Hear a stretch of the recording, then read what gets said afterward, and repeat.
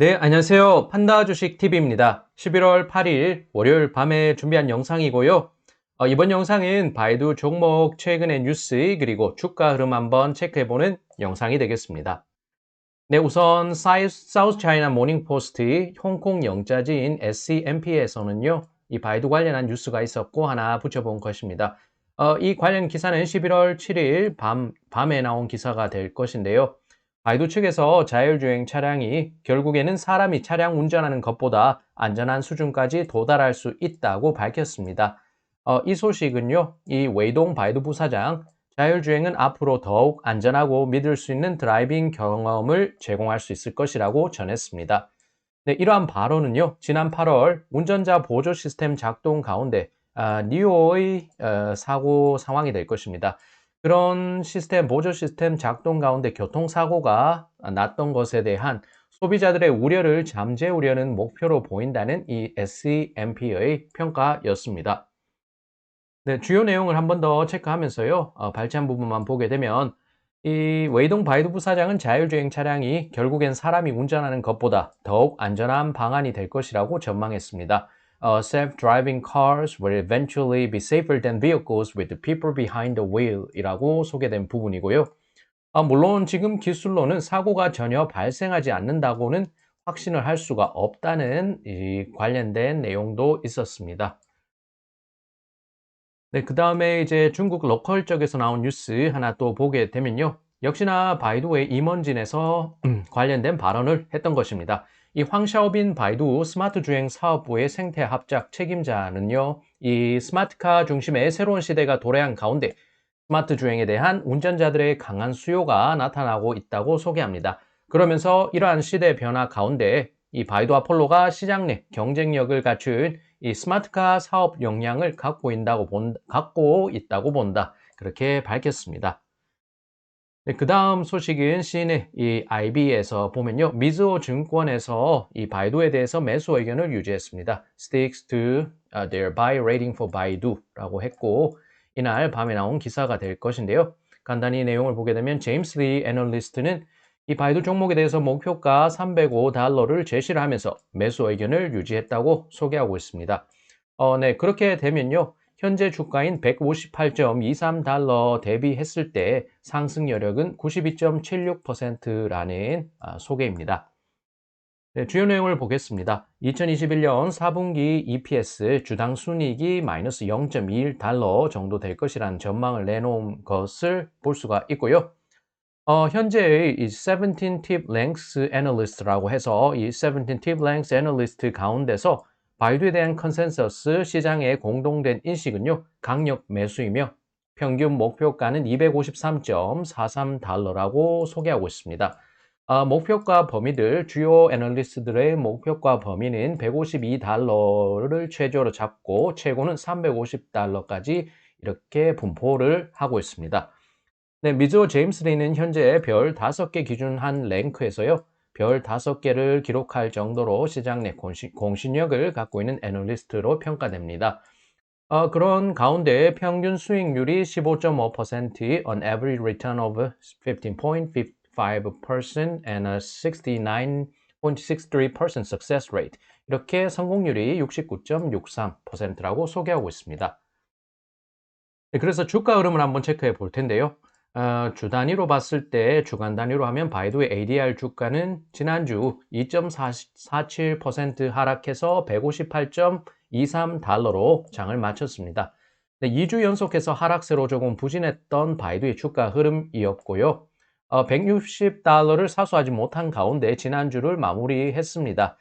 지난 8월 하순 이후로 3주 동안 상승하고 3주 하락하고 그 다음에 3주 상승한 가운데 그 다음 최근 2주는 하락을 하면서 부진한 흐름을 이어가고 있었던 바이두가 될 것입니다.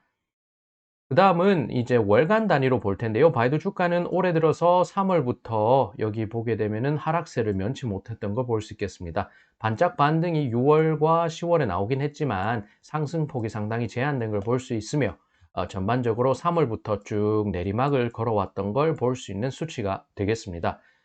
한편 지난해 연말쯤에 나왔던 지리자동차와 협업 소식, 전기차 시장 진출 소식에 급등을 했었던 바이두 주가 한때는 354달러까지 오르면서요. 아주 최저점 기준으로 했을 때는 거의 3배 이상이 폭등하는 수준, 빠른 시일에 그렇게 주가가 급등했던 바이두였습니다. 그다음 관련된 주요 재료들, 지두차 설립한다는 자회사 설립한다는 소식, 비왕의 마진콜 사태, 디디 추싱 뉴욕 증시 상장했다가 중국 당국의 철퇴를 맞는 그런 소식들, 덧붙여서 플랫폼 기업에 대한 대규모 기업에 대한 자본가들에 대한 중국 당국의 규제 등 이러한 재료들, 특히 악재가 많이 영향을 끼치면서요. 바이두 주가는 조금 좋은 흐름을 보이지 못했다고 이렇게 올해의 흐름을 정리할 수가 있겠습니다. 근데 그 다음에 이 부분은요, 연간 단위로 해서 한번 볼 텐데요. 바이두 주가는 오랜 기간 상승 동력이 많이 떨어진 걸 볼 수가 있겠습니다. 빨간색이 상승이라 그러면 연 단위로 봤을 때 하락한 흐름이 상당히 많았던 걸 볼 수가 있고요. 그래서 이 중국 IT 3인방 BAT로 불렸던 과거의 영광이 이 조금 빗발했던 수년간의 흐름으로 볼 수가 있겠습니다. 네, 광고 시장의 독과점 지위 수성을 했지만 이 관련 시장이 성숙된 가운데 후발 업체들 급발진하면서 성장세 가도 달렸습니다. 그런 가운데 기존 수익성 제고의 어려움을 겪으면서요. 바이두는 주가가 조금 지지부진하지 않았나 그렇게 생각이 됩니다. 네, 10여 년 이어졌던 AI의 부분에 대한 대규모 투자, 플랫폼 사업에서 알리바바 텐센트에 많이 밀리면서 모방되는 그런 플랫폼 사업도 진출을 했지만 재미를 보지 못했던 바이두가 되겠습니다. 그러한 가운데 BAT 가운데 존재감이 많이 약해졌던 최근 수년간의 모습들, 언제적 바이두인가라는 얘기도 사실은 중국인들 사이에서도 많이 들었던 바이두인데 올해 들어서 AI나 중국 당국이 첨단 기술 부분에 대해서 이 AI를 비롯한 빅데이터 여러 가지 첨단 기술, 전기 자동차, 이제 충전지, 배터리 그런 부분에 있어서 많이 당국에서 지원을 하면서 투자를 종용하고 있습니다. 이러한 가운데 바이두가 AI 선도업체로서 존재감을 키우면서 조금 반짝 올라오곤 있지만 주가는 한 번에 그런 기대감을 선반영한 가운데 비랑의 마진콜 사태가 나타나고 디디 추싱이나 플랫폼 기업에 대한 규제 때리는 것이 나오면서 주가가 제자리 걸음하면서 횡보하고 있는 걸 볼 수가 있겠습니다. 사실 올해는 하향한 추세로 볼 수가 있겠고요. 네, 그 다음에서 이 부분은요, 홍콩 쪽 주가가 될 것인데 우선 주간 단위, 월간 단위로 붙여본 것입니다. 이 홍콩 쪽에서는 주간 단위로 지난주 2.38% 하락했던 바이두, 그래서 155.9 홍콩 달러로 지난주 장을 마쳤습니다. 여기서도 아까 전에 뉴욕 쪽과 비슷한 흐름인데요. 3주 동안 상승, 3주 하락, 3주 상승, 3주 하락한 모습을 보이고 있고, 이번 주는 조금 좋지 못한 모습으로 시작한 걸 볼 수가 있겠습니다.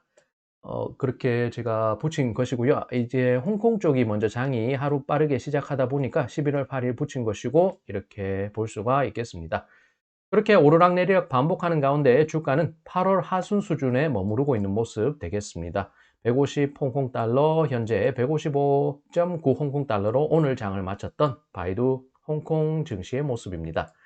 네, 월간 단위로 보면요. 이 공산당 창단 100주년 기념시 6월 말에서 조금 반짝하면서 기대감이 살아났고, 주요 플랫폼 종목들 저가 매력세. 이 10월달 같은 경우는 찰리 먼거가 3분기에도 알리바바 주식에 투자를 추가 매수를 통해서 비율을 늘렸다. 그래서 평단가를 낮추는데 힘을 쏟았다는 뉴스가 나오면서요. 전반적인 플랫폼 업체들이 같이 상승, 저가 매력도가 부각이 되면서 주가가 올랐던 걸 볼 수가 있겠습니다. 그렇다 보니까 여기서는 상승폭을 조금 좁히긴 했지만 그래도 9% 오르면서 마무리했던 걸 이 바이두 주가 흐름에서 볼 수가 있고요. 그래서 6월, 여기 10월 반짝 반등세 보이기도 했습니다. 다음 뉴스는요, 여기 Simply Wall Street 내용에서 짧게 나왔던 부분인데 한번 줄여서 빠르게 한번 보도록 하겠습니다. 바이두 지배구조가 뭔가 유용한 정보를 알려줄까라는 헤드라인 기사가 있었는데요. Could the Baidu Incorporation ownership structure tell us something useful? 이라고 소개하는데요. 여기서 수치를 좀 보면 좋겠습니다. 기업 관계자들이 비율이 20.4%, 일반 대중이 31%, 기관이 48.6%로 균형을 상당히 맞추면서 밸런스가 잘 맞춰져 있는 걸 볼 수가 있겠습니다. 그래서 발췌한 부분은 내용을 간단히 해서 보면요. 상당한 비율로 이 기관이 바이두 지분을 보유하고 있는 걸 볼 수가 있습니다. 투자 업계에서는 그래도 이 바이두라는 종목에 대해서 상당한 믿음을 갖고 있는 것으로 볼 수 있고요. 물론 바이두 이제 기관 투자자들도 이런 예상이나 전망이 틀릴 수 있다는 점은 주의사항으로 내놓고 있습니다. 네, 그리고 기업 내부자, 즉 관계자가 바이두 지분 상당량을 보유 중에 있다. 시총이 550억 달러인데 내부자는 110억 달러 수준의 주식을 그들 자신의 이름으로 갖고 있는 상황입니다. 네, 이것은 매우 중요하게 읽히는 부분이라는 해석과 함께 다수는 이것이 바이두와 같은 규모의 이 회사에 있어서 주주들에게 상당한 지지 분위기를 조성할 수 있다고 본다. 그렇게 평가하고 있습니다. 네, 다음 단신은요, 바이두의 AI 인재 양성 관련한 단신 소식이 되겠습니다. 이 내용은 그래도 조금 부각됐던 소식이긴 한데, 한 번 더 이날 뉴스 오후 이 단신에서 나왔던 소식인데요. 바이두는 차후 5년 중국 전역에 위치한 고등학교 700곳과 연합을 하면서 500만 명이라는 거대한 이 수치의 그런 AI 인재를 양성할 것이라고 밝혔습니다. 우리 상식선에서는 500만, 뭐 100만이라 해도 엄청난 수치인데요. 중국이라는 곳은 스케일이 워낙 크다 보니까 가능한 수치인 것 같습니다. 네, 다른 것은 몰라도 중국의 땅 넓이, 인구수, 풍부한 자원 등은 정말 저 개인적으로는 부럽게 여겨지는 부분이고요. 그래서 국가 간의 이념 차이도 있고 그런 건 있지만 어쨌든 시장의 크기라는 부분에서 그 사이즈, 스케일이라는 부분에서 중국이라는 이 시장을 여전히 매력도가 높은 것으로 보고 있습니다.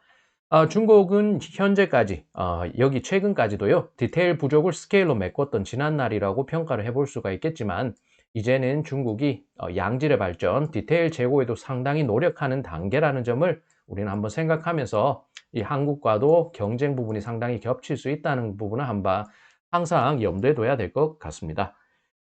네, 이 부분은요, 시장 리서치 기관인 IDC 관련한 단신을 간단히 붙인 것인데요. IDC는 이 바이두 아폴로가 강력한 성장 잠재력을 보유하고 있다고 평가합니다.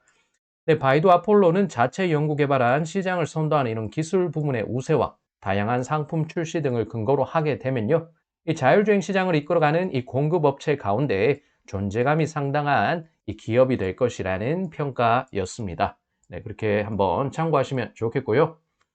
네, 여기까지 판다 주식 팁이었습니다. 바이두 종목 뉴스 그리고 주가 흐름 간략하게나마 한번 체크해보는 영상이었고요. 영상이 유익하셨다면 구독과 좋아요 부탁드립니다. 네, 오늘도 시청 감사드리고요. 저는 다음 영상 잘 준비를 해서 다음 영상에서 찾아뵙겠습니다.